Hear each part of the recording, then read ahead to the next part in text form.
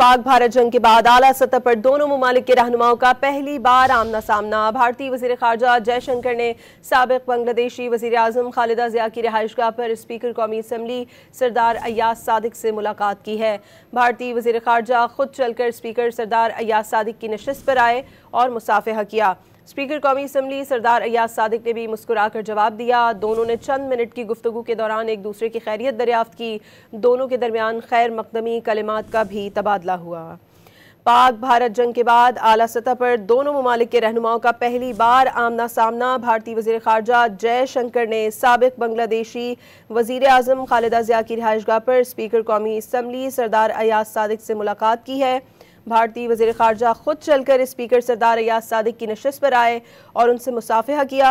Speaker कौमी assembly सरदार अय्याज़ सादिक ने भी मुस्कुरा कर जवाब दिया। दोनों ने चंद मिनट की गुफ्तगू के दौरान एक दूसरे की खैरियत दरियाफ्त की। दोनों के दरमियान खैर मकदमी कलिमात का भी तबादला हुआ है। जंग के बाद पहली बार दोनों मुल्कों के रहनुमाओं की मुलाकात हुई है। भारतीय वज़ीर ख़ारजा जयशंकर स्पीकर सरदार अय्याज़ सादिक से खुद मिले।